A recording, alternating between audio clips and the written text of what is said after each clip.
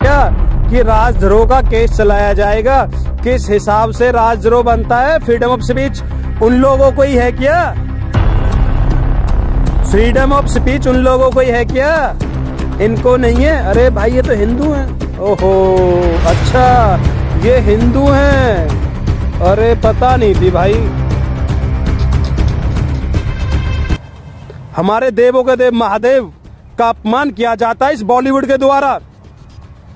देवों के देव हमारे महादेव का अपमान किया जाता है। हमारे आराध्य प्रभु श्री राम का अपमान किया जाता है नाटकों में इन भड़ुओं के द्वारा। और हमारी माता सीता, हमारी माँ लक्ष्मी, ये नग्न चित्र बनाए जाते हैं इन भड़ुओं के द्वारा। फिर जब राजद्रोह नहीं लगता भाई, जब राजद्रोह नहीं लगता, वो तो भाई एक आर्टिस्ट हो जाते हैं। ये तो आर्टिस्ट थे, अपना कला का प्रदर्शन कर रहे हैं। जैसे ही हिंदू ने किसी ने अपनी जवान पे सच लाया, अरे भाई ये तो कम्युनल हो गए, अरे ये तो भगवा आतंकवादी हो गए, अरे भाई ये तो भगवा गुंडे हो गए। आपको किस किस नाम से संबोधित किया जाता है इस मीडिया के देखिए। और ये मीडिया भाई किसी की नहीं होती। अभी आप लेटेस्ट कश्मीर आपने देखा, बंगाल आपने देखा, और भाई आपने तालिबान भी तो देखा होगा। तालिबान देखा है नहीं देखा? तालिबान की घटनाएं देखी है नहीं देखी? तो मेरे भाइयों, हमारे संतों ने कुछ साहस करके अपना बलिदान देने के लिए अपने आप को मजबूत किया है, तो हम उन्हें कैसे साथ छोड़ दें उन लोगों का? हर किसी भाई को कालीचरण महाराज जी का सपोर्ट करना चाहिए। आज जितनी भी परेशानियां इस देश में जन्मी हैं, हर हिंदुस्तानी को पता है वो किन के कारण हुई हैं। और कमेंट करके बताइए आप वो किन के कारण है ये सारी परेशानियां।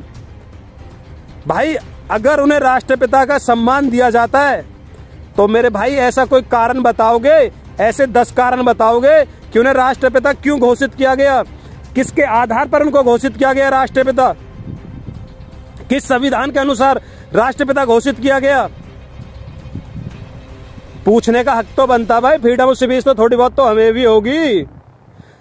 ऐसा उनने कौन सा कारनामा किया था कि ऐसा उन्होंने कौन सा कारनामा किया था कि जो उन्हें राष्ट्रपिता की सम्मान दिया गया? जिसकी लाठी उसकी भैंस वाली बात हो रही है। समझ में आ रही है ना? तालिबान अभी कुछ दिन पहले ही हुआ था। सच बोलने की कीमत आपको उन्हीं के राज में भी नहीं, इनके राज में भी चुकानी पड़ रही है। मेरा आपसे कहने का तात्पर्य इतना है, जिसने कोरोना फैलाया 2 साल से वो खुला आसमान में हवा में डोल रहा है। और जिन्होंने कुछ अपने मुंह से कोई वक्तव्य दिया, सही था या गलत था या नहीं था, मैं उसमें नहीं जाऊंगा, बट उसको राजद्रोह, उस पर राजद्रोह, यार ये समझने वाली बात है मेरे भाइयों। क्या चाहते हो अब? राजद्रोह का मतलब क्या होता है?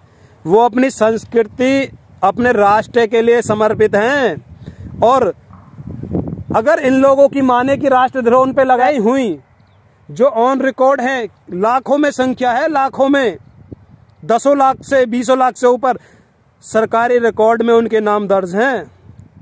फिर मेरे भाई, जब हमारे भगत सिंह, राजगुरु, सुखदेव, जब इनको फांसी लगी, भाई ये तो राष्ट्रपुत्र की थोड़ी बहुत तो इनकी तो उपलब्धि होनी चाहिए थी। ये यहाँ दिलों में रहते हैं। अपने जीवन का बलिदान दिया है इन लोगों ने हमारे लिए। एक को तो आप सिर पे बैठा दिया, वो क्यों बैठाया गया है सोचने का विषय है। ऐसे ही चलता आया था आज से पहले और अब तक। जो कोरोना पूरे देश को बर्बाद करने के लिए, इस देश के लोगों की जान माल सबका नुकसान करने के लिए जिन्होंने कोरोना फैलाया, उनको आज तक आजादी है इस देश में। पर जिसने कोई अपना वक्तव्य दिया, अरे तथ्य पे बहस करो ना, अब उनसे तथ्यों पे बहस करो कि आपने क्यों कहा ये। बट भाई इस देश में सेकुलरिज्म का दूसरा नाम मैंने आपको बता दिया है। जो कोरोना फैलाएगा, जिसने इस देश की बर्बादी के लिए सपने देखेगा, इस देश के महापुरुषों का, हिंदुओं के भगवानों का जो अपमान करेगा, उसको खुली छूट, उसको खुली छूट, फ्रीडम ऑफ स्पीच। और जो संत, मैं तो सही मायने में इन लोगों को संत मानता हूं, जिन्होंने अपना लालच त्याग कर सच बोलने की कीमत चुकाई है। गॉडसे जी ने, मुझे बताइए गॉडसे को क्या लालच था जो महात्मा गांधी को मारा?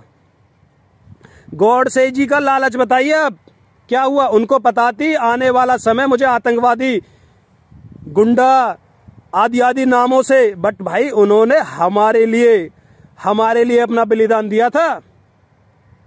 बट आप कहां समझोगे यार इन बातों को? आपका जो सेकुलरिज्म का जो चश्मा लगा है ना, कभी उसको उतार के देखिए, तब पता चलेगा सच्चाई क्या है इस देश की। हिंदुओं के साथ डेली आए दिन घटना पे घटनाएं हो ही जाती हैं। आपने हमारे बल्लभगढ़ में देखा होगा, सरेआम बहन बेटियों को गोली मारी जाती है। इस मीडिया को जब फर्क नहीं पड़ता मेरे भाई।